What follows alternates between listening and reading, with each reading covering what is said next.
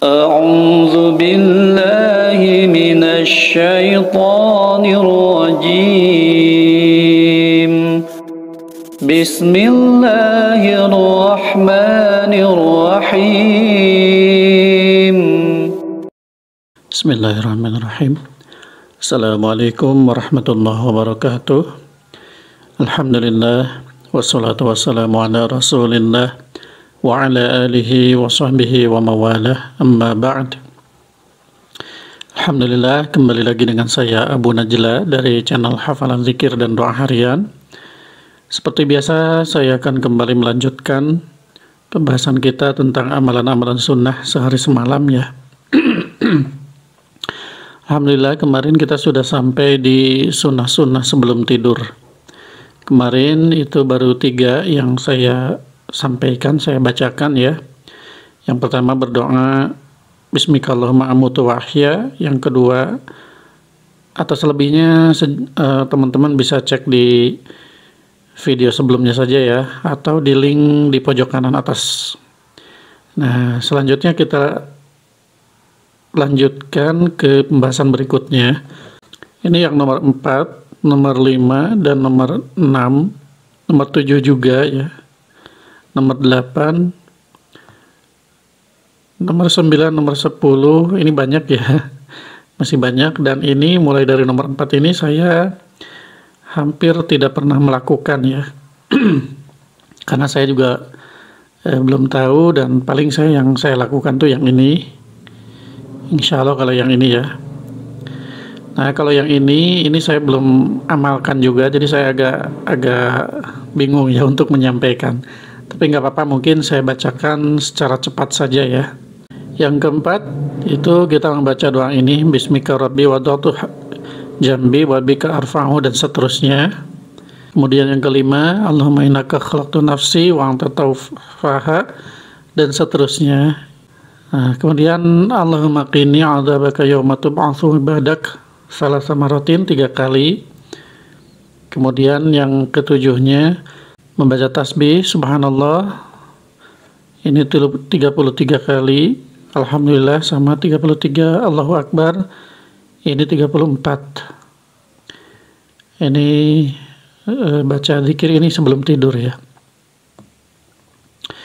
Kemudian alhamdulillahilladzi at'amana wa saqana, ini juga saya nggak suka baca ya, karena sayanya belum hafal. Nah, ini tapi teman-teman kalau mau baca silahkan ya dibaca ininya. Kemudian selanjutnya yang ke-9 di sini, Allahumma alimal ghaibi wasyahada fatiras samawati wal ard, ini seperti yang kita baca di doa atau zikir pagi petang ya. Nah, ini kalau kita sudah zikir petang, yang ini mungkin tidak dibaca lagi juga tidak apa-apa ya. Tapi kalau mau dibaca lagi juga lebih bagus. Kemudian yang ke-10, Allahumma aslamtu nafsi ilaika, ini juga saya nggak baca ya. Silahkan teman-teman dibaca saja. Dilihat ininya, tulisannya ya. Kemudian selanjutnya ini juga sama.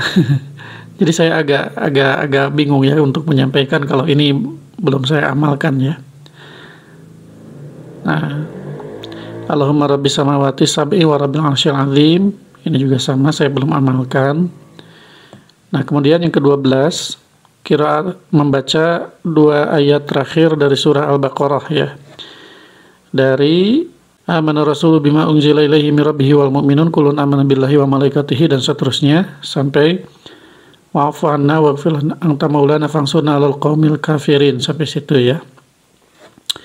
Karena ada hadis, barang siapa yang membaca 2 ayat tersebut di setiap malam maka Allah akan cukupkan. Nah, di sini para ulama ikhtilaf atau berbeda pendapat terkait makna kafatahu ini ya. Ada yang berpendapat bahwa maknanya itu telah mencukupi dari sholat malam, sedangkan yang lain berpendapat bahwa maknanya itu telah mencukupi dari setiap keburukan dan kejahatan yang dilarang. Keburukan, kejahatan ya.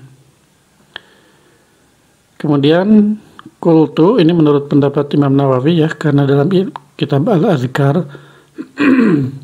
karya Imam Nawawi. Jadi menurut pendapat Imam Nawawi, dua penafsiran ini bisa saja benar ya. Mungkin saja benar. Itu seperti itu. Jadi mencukupi di sini atau kafatahu di sini maksudnya mencukupkan dari sholat malam tadi yang pendapat ulama yang sebagian, kemudian sebagian lagi mencukupkan dari keburukan, kejahatan seperti itu ya. Nah, kemudian yang ke-13-nya, diusahakan kita sebelum tidur itu punya wudhu ya, atau dalam keadaan suci. Karena ada hadis, iza ataita madja'aka fatawaddo. Ketika kamu akan tidur ya, maka berwudulah terlebih dahulu. Kemudian selanjutnya yang ke-14, tidur di atas rusuk yang sebelah kanan alias miring ke kanan ya. Nah, tidurnya disunahkan untuk miring ke kanan. Adapun nanti malamnya jadi berubah-berubah itu enggak masalah ya, karena kadang kita tidak sadar. Tahu-tahu apalagi yang kalau orang Sunda bilang itu jigrah ya. Tidurnya awalnya tidur manis, tengah malam karena sudah lelap jadinya wah kaki di mana gitu, kepala di mana gitu. Itu enggak masalah, tapi pas di awal kita usahakan tidur miring ke kanan gitu ya. Kemudian yang ke-15-nya, kita menyimpan tangan kanan di bawah pipi kanan. Jadi si tangan itu disimpannya di pipi gitu ya. Itu sunnah juga. Rasulullah SAW apabila tidur, beliau meletakkan tangan kanannya di bawah pipinya. Nah itu ya, itu Rasul tidurnya seperti itu. Kemudian yang ke-16-nya,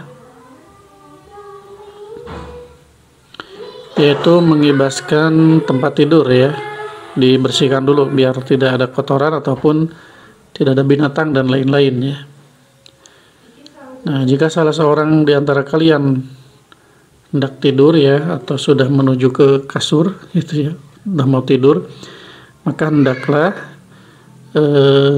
dikebut-kebutkan gitu, apa ya bahasa Indonesianya, mengibaskan ya, mengibaskan si spraynya atau kasurnya lah, kurang lebih seperti itu.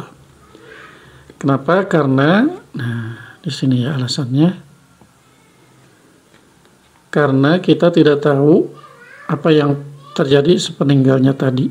Kemudian yang ke-17-nya, membaca surah Al-Kafirun. Dan faedahnya yaitu dengan membaca surah Al-Kafirun tadi akan membebaskan diri dari kesyirikan. Ini ya. Kemudian Imam Nawawi menjelaskan di sini ya, mengatakan yang utama ialah kita mengerjakan seluruh sunnah yang disebutkan dalam bab ini. Namun apabila tidak mungkin dikerjakan, maka kerjakanlah bagian yang terpenting saja. Alhamdulillah. Nah ya itu ya, jadi ada dukungan dari Imam Nawawi ya. Jadi al-aula yang utama kalau bisa ya, kita kalau mampu ya kita baca atau lakukan semua sunnah yang tadi ya, yang kita bahas dari awal sampai barusan.